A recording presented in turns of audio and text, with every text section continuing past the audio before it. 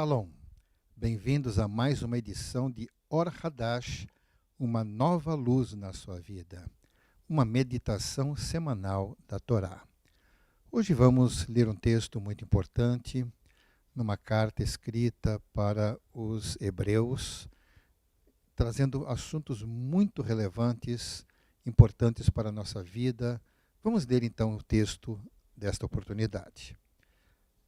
Encontramos, então, o livro aos Judeus Messiânicos, capítulo 10, que começa assim. A Torá tem em si uma sombra das coisas boas que virão, mas não a manifestação real das coisas originais.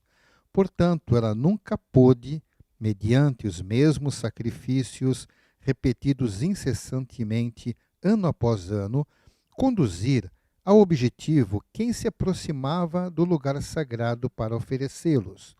De outra forma, não teria cessado a oferta desses sacrifícios? Se as pessoas que realizavam o sacrifício tivessem sido purificadas de uma vez por todas, não mais teriam consciência do pecado. Não, ocorre o contrário. Nesses sacrifícios, há uma recordação dos pecados ano após ano, porque é impossível que o sangue de touros e de bodes remova pecados. Esta é a razão pela qual, ao entrar no mundo, ele diz: não é tua vontade receber sacrifício animal e oferta de alimento. Ao contrário, um corpo me preparaste. Não, tu não te tens agradado das ofertas queimadas e dos sacrifícios pelo pecado.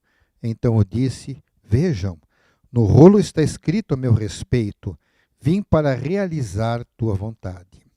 Primeiro, ele disse, tu não desejaste, nem te agradaste de sacrifícios animais, oferta de alimento, ofertas queimadas e dos sacrifícios pelo pecado, os quais eram realizados de acordo com a Torá. E então, aqui estou para cumprir tua vontade. Ele cancela o primeiro sistema para estabelecer o segundo, em conexão com sua vontade. Fomos separados para Deus e feitos santos, de uma vez por todos, pela oferta do corpo de Yeshua, o Messias. Dia após dia, todo Cohen se apresenta e realiza os seus serviços, oferecendo vez após vez os mesmos sacrifícios que nunca podem remover pecados. Mas este, quando acabou de oferecer para sempre um único sacrifício pelos pecados, sentou-se à direita de Deus e passou a esperar daí em diante até que os seus inimigos sejam colocados como estrado dos seus pés, por meio de um único sacrifício. Ele conduziu ao objetivo de uma vez por todas os que estão sendo separados por Deus para serem santos. O Ruach HaKodesh nos dá o testemunho porque, depois de dizer, esta é a aliança que farei com eles depois daqueles dias, diz Adonai, porei minha Torá em seu coração e a escreverei em sua mente. A seguir acrescenta, dos pecados e das iniquidades deles, não me lembrarei mais. Onde há perdão desses pecados, o sacrifício não é mais necessário. Portanto, irmãos, temos confiança para usar o caminho aberto por Yeshua até o lugar especialmente sagrado. Ele o inaugurou para nós, o novo e vivo caminho, através da Parohet, mediante sua carne.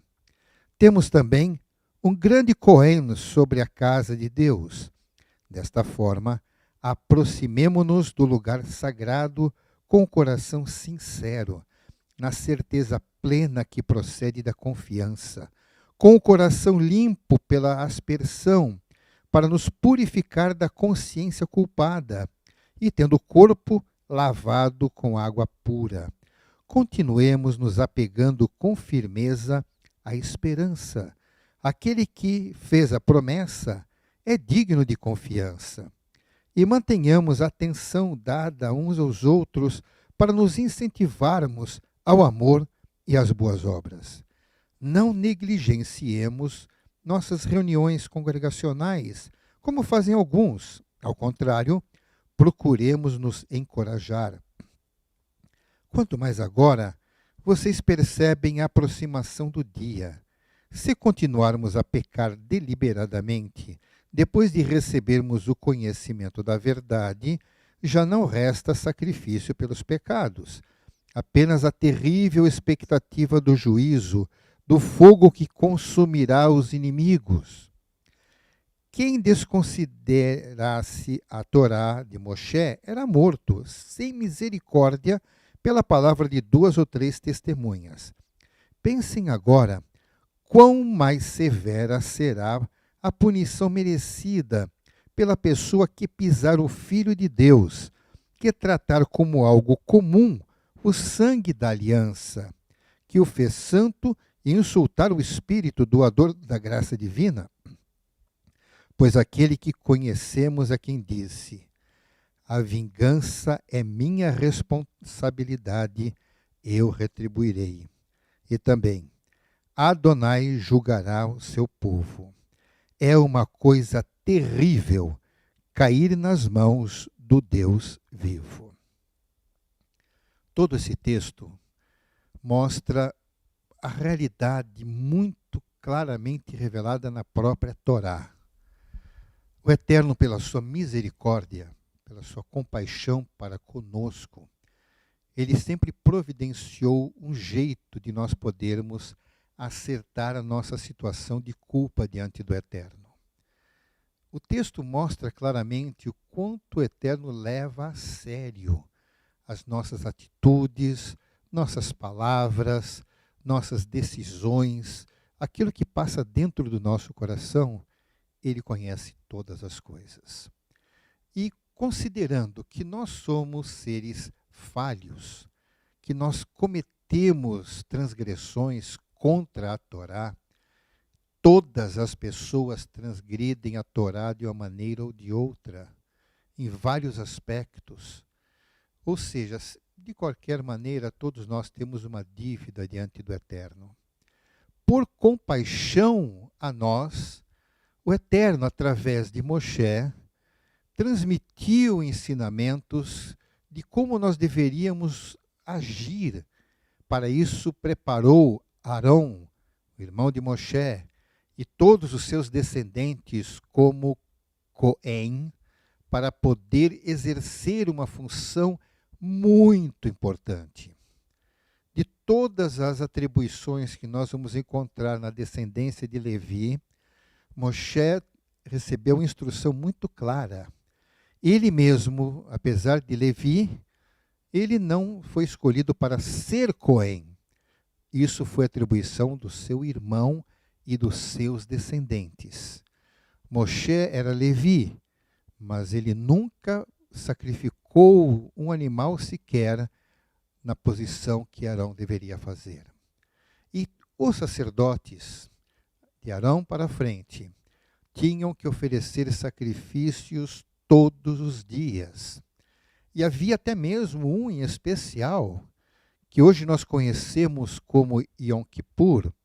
Contudo, aquela celebração, ainda que hoje tenha até se perdido um pouco o foco de qual é o significado original daquilo, nós sabemos que nos tempos bíblicos, o Cohen deveria oferecer um sacrifício. Separavam-se 2 bodes. Um era levado no deserto e outro era sacrificado pelos pecados da nação. Todos os anos, o Cohen Hagadol deveria sacrificar um bode por causa das transgressões do povo de Israel, porque haveria sempre uma falta, uma falha, o povo cometeria transgressões, e isso precisava ser acertado. Então, o meio era derramar o sangue de um bode, que aquele animal que era kasher, tendo seu sangue derramado, resolveria esse problema. Mas todo ano tinha que se repetir isto. todo ano tinha que ser feito. Na realidade, se nós não tivéssemos a provisão do Eterno, até hoje isso deveria ser realizado. Bem, isso não foi interrompido ou parado de se fazer com o serviço dos Kohanim, porque Hana Ben Zokai resolveu que isso deveria parar. Não é por causa disto. Ele parou de ser realizado porque o nosso Mashiach, ele ofereceu-se a si mesmo como uma oferta perfeita.